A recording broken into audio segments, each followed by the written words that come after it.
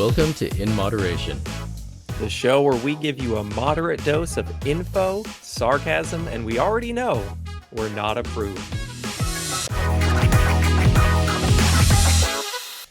Hey everybody, welcome to episode 9, where we are underprepared. So we have found a list of nutrition myths that we are going to go over. A little behind the scenes right off the bat. We're going to figure out, we're going over nutrition myths experts wish would die. Should they die? Listen to us. We'll tell you if they should actually die. We're the experts on everything, so we're going to tell you whether or not they actually should die. Rob, why don't you start us off with myth number 1? We're going to prove that we're experts on everything when episode 20,000 comes around and everybody's asking us all the different questions. Anyway, we'll call ourselves experts. We'll take a page out of the grifter book and say we're an expert on everything. Make sure you guys head over to Patreon if you want to ask us all the different questions. About anything. Woodworking, zoology, we'll answer anything. Yep. Even who your favorite My Little Pony is. The blue one. Which, by the way, Rainbow Dash is best pony. Just so you know. All right. What's number 1? Number 1, fresh fruits and vegetables are always healthier than canned, frozen, or dried varieties. Get out of here with that bullshit. Because what does fresh mean, right? Fresh means it was picked and it was weight to put on a truck.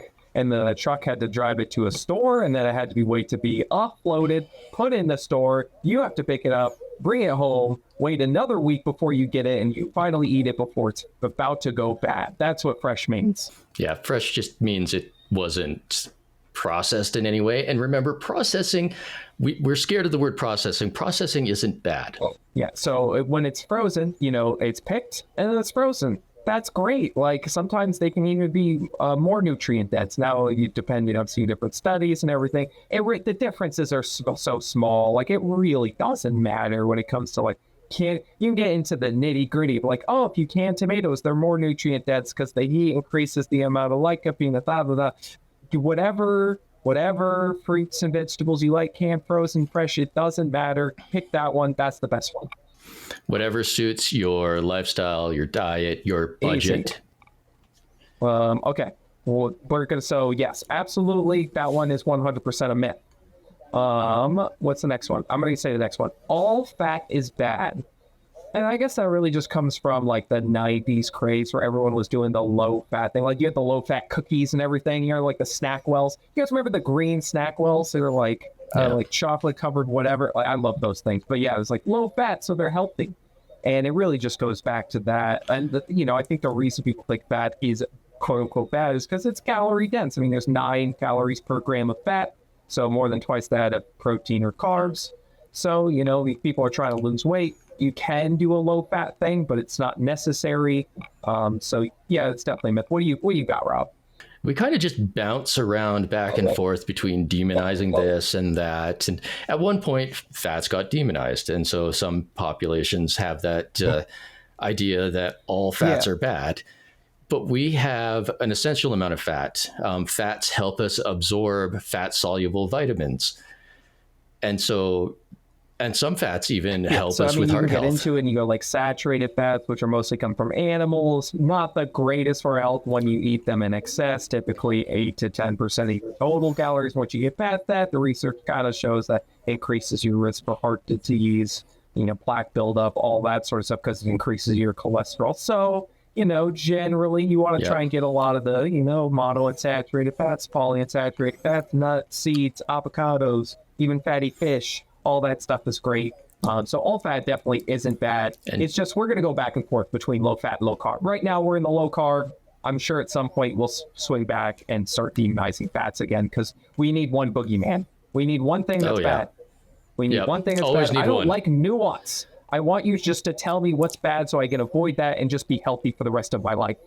And don't worry, at some point or another, we're going to drag somebody like Dr. Allo on here to talk more into detail about how saturated fat actually affects your body. More detail on that another time. For right now, it is a myth. It is a myth. 2 for 2, not one. Both of them correct. 2 for 2, both myths. So how about you go to number 3? Are we bringing back I like Tiz along Tiz. with the I'm tinctures? about to say tincture. Yeah, I was just talking to some woman in a video was going over a parasite cleanses, and she was selling these tinctures. Oh, it's so great. I love them. It's so good. Yeah, you get the Parasite little cleanse dropper. People tinctures. like the dropper. You like drop it into your mouth. They're like, "Ooh, look at me! I'm doing things." Okay. Why don't you go to number 3? Tis what it is? Tis number 3 a myth. Tis number 3, be calories in, calories out is the most important factor for long-term This weight one gain. is a little weird, and I've looked at this before. I think it's just worded a little weird. So it's funny because the doctor is weird. I butcher his last name. Mazafarian. He's the guy that did the food compass, or he's part of the food compass. You remember that? Yeah. He's the same guy who did that. Yeah. So, and I think basically in his little description here, his reasoning is because, we should just be focusing on minimally processed kind of whole foods, which is definitely, true. I think you can get kind of caught up in calories. However, like I think most of us know listening, calories are what decides if you lose or gain weight. If you're in a calorie surplus, you gain weight. If you're a calorie deficit, you lose weight. So, you can't break the laws of thermodynamics. I just think he's trying to get at something, and the way it's worded is a little odd. I mean, what do you think? Well, the thing with that, of course, is that calories in and calories out are affected by so many things, right? But they do inevitably come back to calories in, calories out. So it is kind of the most important factor in that it's the end of the equation. Yeah. But there's so many factors that go into that equation. By focusing on whole foods, you can kind of control a lot of those other factors. You'll feel more full. Even when it comes to whole foods, it's funny because people say like, oh, we can't digest ultra processed foods. Actually, it's the opposite. We digest ultra processed foods like even better because it's processed down. Where whole foods, that's the problem with them. Your body can't even absorb as many calories because they're in their whole form. It's just more difficult to break down, higher thermic effect of food, all this stuff. So I'm not going to say that this is a myth. So I'm not going to give this one a myth. I'm going to say this one worded weird has some good points. I would lean towards this not being a myth. Again, like there is so many factors. There's not to deny that there's a lot of important factors that go into weight loss. Like Liam said, there's your actual overall nutrition, but there's also social economic factors such as what you have access to, what your finances are, where you live. All of these different things play into it.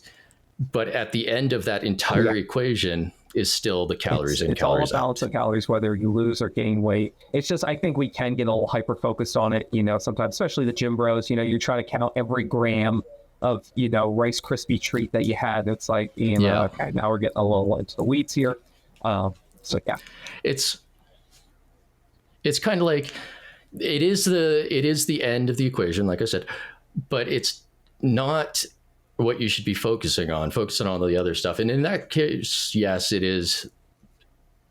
It's so hard to place it, like you were saying, because all these other factors are kind of what you should be focusing on, but they all lead into. And I think that's what he's trying to get at with this. Out. It's just he's saying it and kind of maybe that's the point of it, is to be,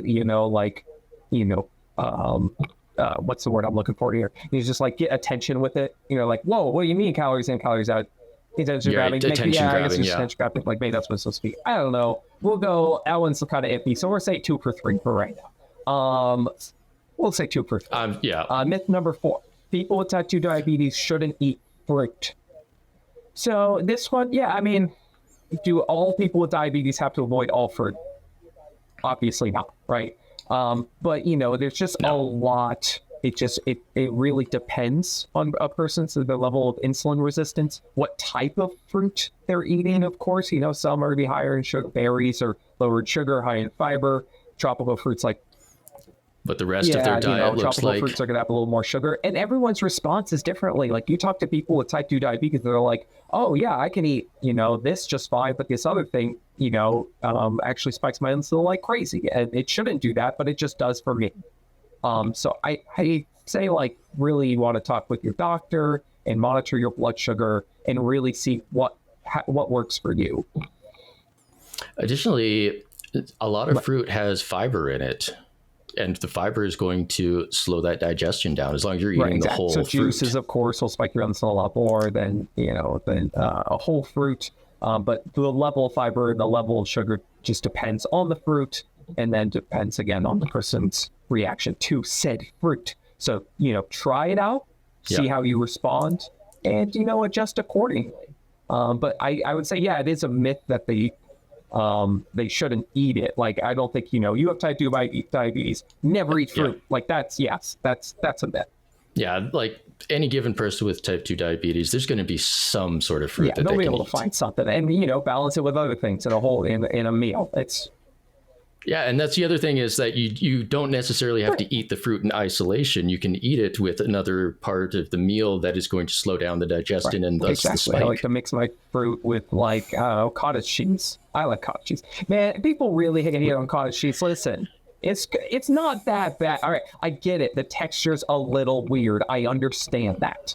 But it's creamy. It's it's sort of cheesy. It's not really cheesy, but it's cheesy in a way. And it's like you blend it up. That's a great little thing. Good Culture cottage cheese, not a sponsor of the podcast, but also still really good. I mix it with some fruit. With some pineapple. It's delicious. Cottage cheese rant over. Shoot, what was I going to say? That's my cottage cheese rant for the episode. Every episode now will have a cottage cheese rant. Your mini rant. Okay, there we go. The Liam rant. Now is. I need to just dub in some special music when you go off on a rant. Vader, dun, dun, dun, dun, dun, dun, dun, dun. That would be cool. If we had the rights to that, I absolutely would put it in. Copyrights. Unfortunately, we don't have the rights. We'll try to find something similar. Myth number 5 is plant-based or plant milk is healthier than dairy milk. I guess we'll say that one is a myth. So we're going to say three for 4.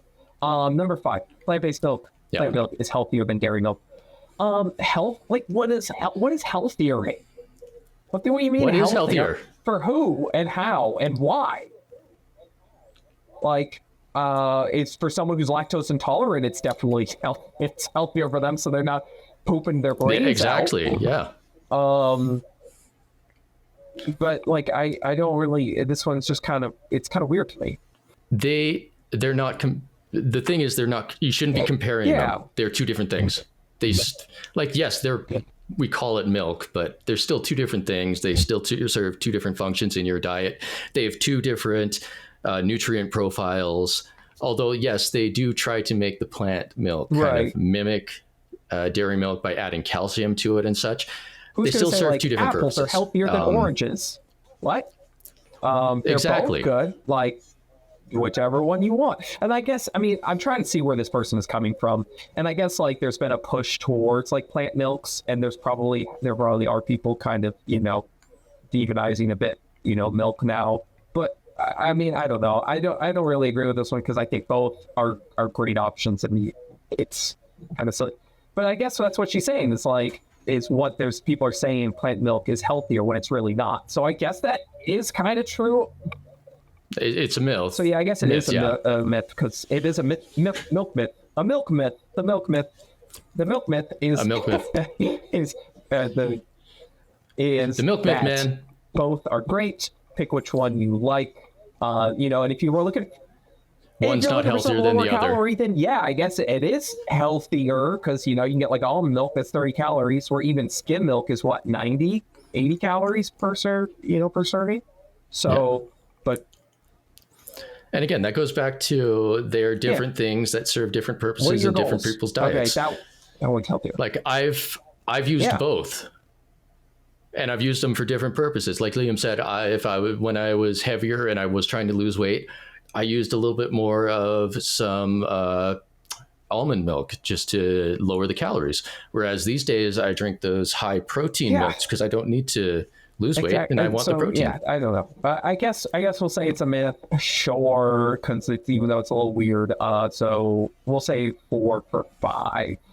Guess I'll say 4 for 5. Still weird. Why don't you do number 6? Well, number 6 is, and I'm gonna say this is a myth right off the bat. White potatoes are bad for you. Maybe not biggest myth. One of the biggest myths ever. Oh, That God, and the oatmeal. Oatmeal. Next episode is all just about oatmeal. Episode 10, oatmeal. Your peasant Episode oats. 10, peasant oats. White potatoes are great. You know, one of the highest sources of potassium, which most of us aren't really getting enough of. Like, and they're highest. I'd say like boiled plain potatoes are highest. I say this all the time on the satiety index. You know, they tested them and they make They you are feel so very full. satiating So when they're cooked awesome properly. if you're trying to lose weight. And it's people say like, "Oh, you're trying to lose weight. You should have cut out carbs. Don't eat potatoes." You're like, "Whoa, you're doing the fucking opposite of what you know." And so, yeah, and I've talked about it before, like, you know, potatoes versus potato chips. Potato chips and fries have way more calories because of the oil. And I feel like that's where some of this comes from, you know, right? Or even like you have Yeah, people think about the fried and a baked potato that has a bunch of sour cream and then cheese and then bacon and then more cheese. And you're like, okay, now we're starting to get into it a little bit. But just regular potatoes, people always ask me, oh, yeah, we got to answer. Is air fried okay? Yes, absolutely. Yes. I love air fried. Is great. You know, bake them in your oven. If you don't have an air fryer, use a little bit of oil. Just don't drown them in it, you know, and they're great. Like, that's awesome. But potatoes are awesome. Sweet potatoes are also awesome. They always get a bit more of a halo for some reason. Whatever. Both are great. All potatoes. Little baked potatoes, sure. Yukon Gold, russet. Red skin potatoes. I don't know that many types of potatoes. Whatever. Just eat potatoes. Just eat potatoes. And don't forget to spice them. Season your food. Hot take. Season your food, people. But you should season your food. Okay. Yes, myth. 5 or 6. Use number Absolute 7. Myth. You should never feed peanut products to your children within the first few years of life. So I looked into this a little bit before in the past because because you're having a child. Because I refuse to have my child allergic to peanuts. I will not let that happen. I eat too many of them. And my nephew's allergic to peanuts and he's only like 6 months old. So that's funny you say that because before, you know, people were saying like, don't give them peanuts so that you don't cause an allergy. But what they're seeing now is that if you should start giving peanuts, small amounts, very small amounts, to your child around 6 to 8 months, like start around there. Oh, this one even says 4 to 6 months in her little description. So early on to give her. So Oakley's 2. In another couple months, I'd give her a little bit of peanuts. So, you know, she does. You know, like we've got, and the whole idea behind that is so that you kind of introduce the food to them so they, you know, hopefully don't develop the allergy. Because, you know, it's just your body freaking out. When you have an allergy to fruit, that's just your body going, holy shit, what the hell is this? We got to attack it. And you don't want your body to do that. Just have an EpiPen handy if you can. My sister, when she tried peanuts with my nephew, they did not expect the allergy and they had to rush to hospital with him. He's fine. But, you know, it's one of those scary parenting moments. So, yeah, that's a myth. You know, a little bit early on. What doesn't kill you makes you stronger, except for lots of diseases that cripple you. And we're going on. What do you have for number 8, Rob? Well, myth number 8 happens to be one that you deal with a lot, and that's protein in plants is incomplete. How many times have you heard that? You got incomplete proteins, complete proteins. If you want a complete protein from plant foods, you have to combine them. Now, there is truth to this in that most plants are low in some amino acids because there's non-essential amino acids that we need to get from our diet we can't make. So we need to get those. And, you know, so some like beans will be low in one amino acid and then rice will be low in a different amino acid. So if you eat them both, then that makes a more well-rounded amino acid profile. And then you get the complete protein. Here you go. What's kind of the issue with that? I'm ranting. I was reading ahead. I'm ranting. I know you. I was letting you rant while I was reading ahead. What's the problem with this whole idea? The problem is that plants actually do have all the amino acids, like you said. They may have small amounts here or there, but the other thing is we are not eating one single thing in isolation. whenever we look at these things, people are always like, oh, you can't have this because if you only ate this, then you would be missing this and this. And you're not eating just that. We eat lots of different foods. Even when you're on a vegetarian diet or a plant-based diet or whatever, you are still eating several different foods. You're going to get the different amino acid profiles just naturally and we should say, eating. like, this is, for people in like developed countries, there are certain situations of people who are in developing countries, maybe their only source of protein is wheat.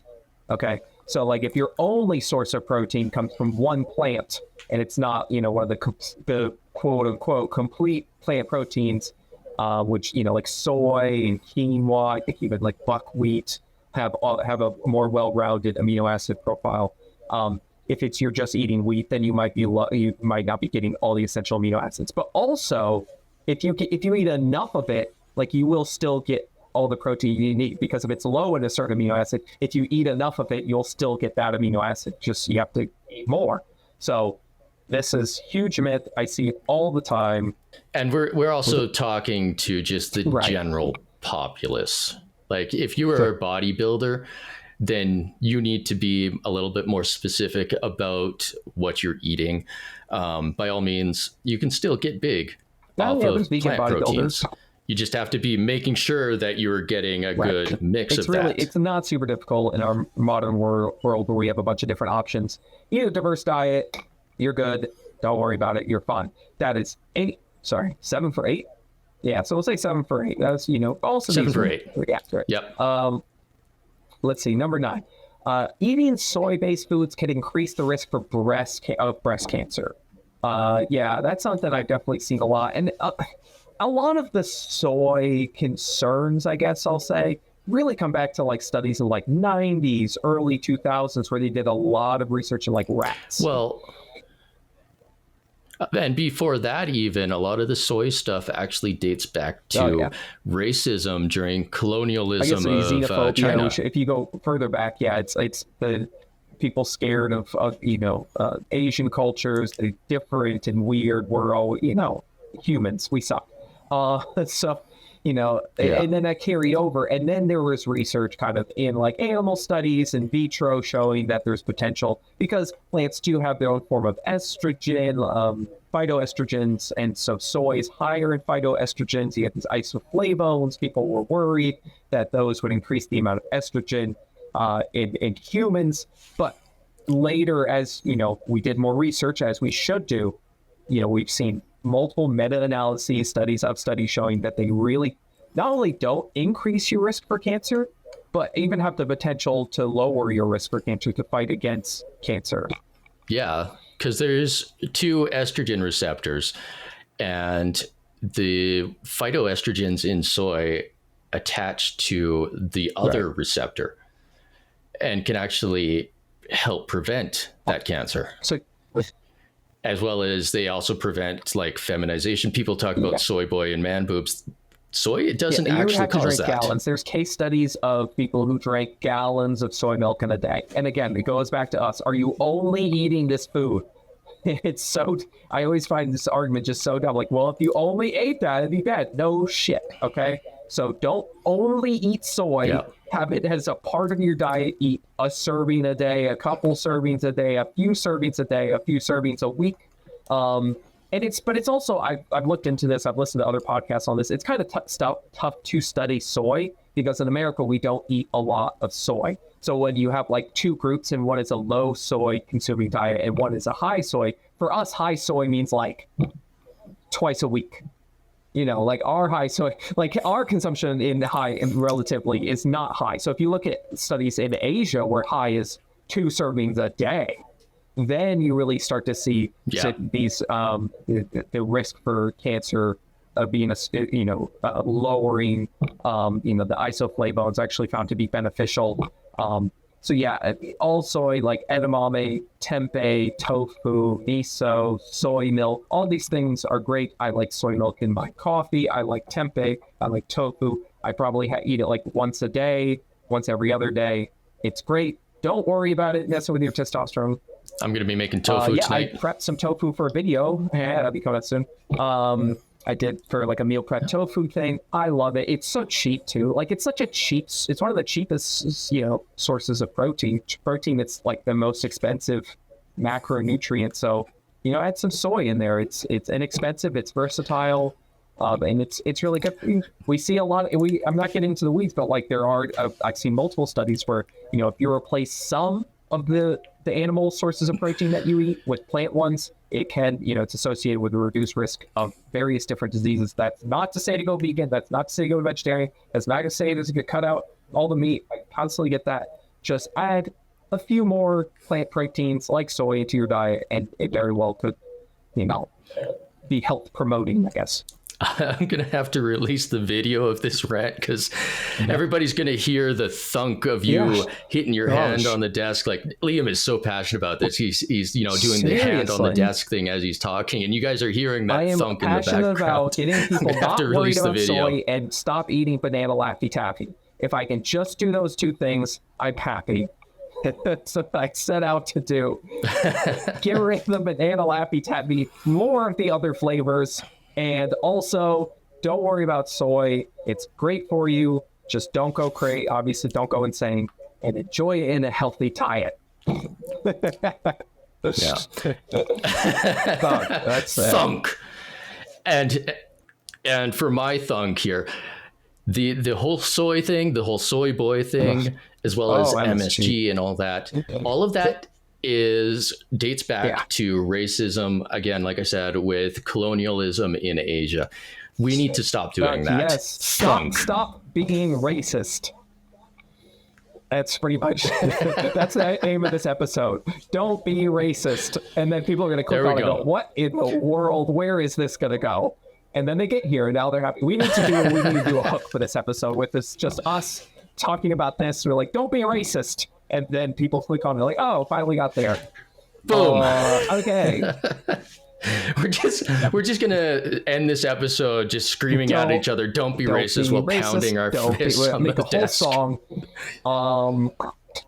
Yes, so that was nice. Okay, we got one more. Why don't you read the last one? Myth number 10. Fundamental nutrition advice keeps changing a lot.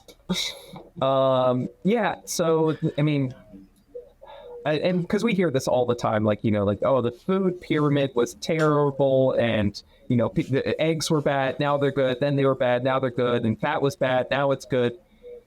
But when you really look at it, like, yes, things are going to change always. As we do more research and we discover things are going to change, and I people see that as a bad thing, and I find that a little strange. We see this all the time, even with like politicians. Oh, he changed his mind. Oh, you mean he learned something and he changed his mind because of what he learned, and that's terrible? Got it. Things are going to change as we learn and as we conduct more research. However, just the table. However, really, at the end of the day, it's really always has been pretty similar in that we should be eating, more whole foods, more complex carbs, more fruits and vegetables, more nuts, seeds, legumes, more lean meats, more fatty fish, limiting, processed foods, limiting, all those high fat, high sugar foods. I don't know, you take it over, Rob. It just seems kind of weird that like we think it's like changed drastically every year. I don't know. I think it's a little strange.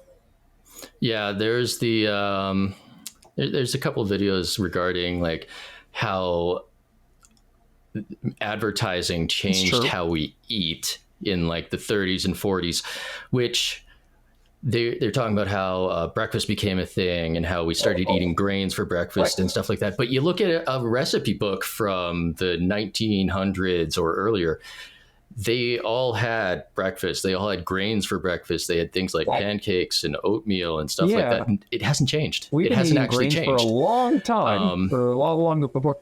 And I do get like, obviously like corporations are going to have sway, they're going to have money, they're going to have influence, they're going to have all these things. And are they going to try and get their products seen more favorably? Of course they are. Like whatever I sell, I'm not going to be like, my product sucks, don't buy it. I'm going to promote the benefits of it. And so I'm trying to see, I'm trying to get to like both sides here. Like I do get it, like sugary cereals, having that every day, is that the most optimal? Probably not. But like they do promote more whole grains, which have been shown to, reduce risk for disease. That comes down to like just our food options and stuff like that have evolved. But the advice behind that, the actual fundamental nutrition advice, is still don't eat too much of it. Eat a variety of things. Have plenty of plants in your diet. I mean, even when it came to grains, I believe like it's been a while because we haven't had a food pyramid since 2011, 2009, somewhere around there. It's been a while since I looked it up. I have no idea because that's your American thing. We've got the food rainbow. I think around 2010-ish, we got rid of it. People don't even know it's gone. And even when we had it, it was like, when you're going to eat grains, eat at least 50% of them, at least 50% from whole grains. And so, like people are like, oh, they're telling us to eat more processed grains. It's like, no, they're encouraging you to try and eat more whole grains. And now there's been a pushback against whole grains. And we're in the lower carb, higher fat mentality. So again, it's going to ebb and flow. Now we have the MyPlate, which I actually kind of like. I like better. Is it perfect? No. But, you have a little plate and it shows you, here's your protein, here's your vegetables, here's the little, dairy and all this sort of stuff. So I like that a little bit better. If you haven't looked into it, look up MyPlate. I think it's very helpful to give you a very basic, just like, here's how to create a balanced meal. Much easier. Yeah, the foods that we have, the, what's the word I'm looking for here? Don't be racist. Don't be racist. That's the word I'm looking for. The foods that we have, don't be racist. So like the foods that we have, the trends and everything around food, what's popular or not, the what we're fearful of at the moment, those all change. But the actual advice hasn't really changed much. I mean, people always ask, like, what's the healthiest diet? Like, I don't think there is a healthiest diet, but all the healthy diets do have things in common. Lots of fruits, lots of vegetables, legumes, like whole grains, like we were just talking about, like they all have those things in common. So focus around that. And that's pretty much, that has been the advice. Little things will change, and people constantly harp on like all the eggs and whatnot. Like we are still learning, we are still figuring, things out. So advice will change slightly, but the fundamentals remain the same. Yeah, there's a lot of critique towards people saying that the fundamentals don't work, all the nutrition advice doesn't work, the food pyramid doesn't work, et cetera, et cetera. It's like nobody follows them.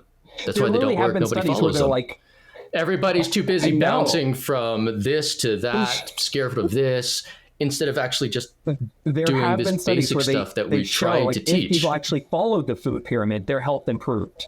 But people didn't follow it. Yep. So like, how are you going to say it didn't even work if we didn't follow it? Was it perfect? No, but it's just, so many people say that if the food pyramid works, then why do we have obesity? I don't get that reasoning. It's total just nonsense to me. Like, if we had this, why is it still a problem? What? Huh? Because of racism. Again, don't be racist. It's not that hard, people.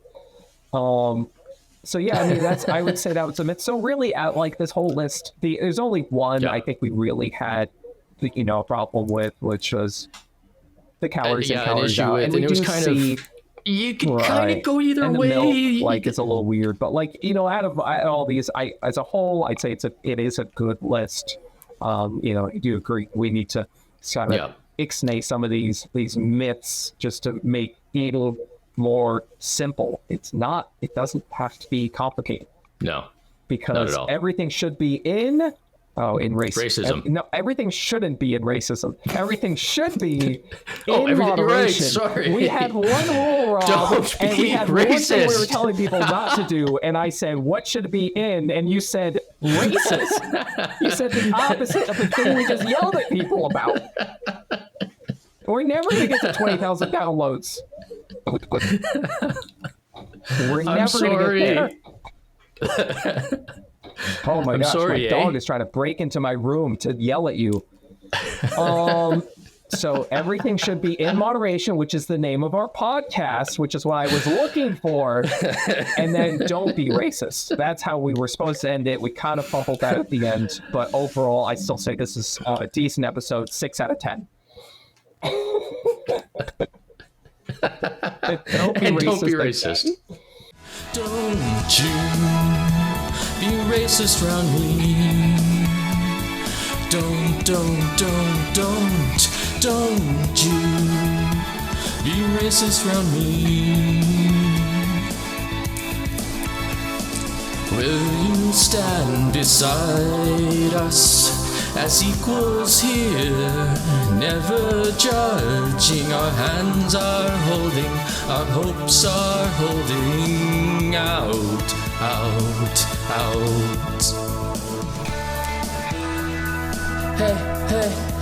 Hey.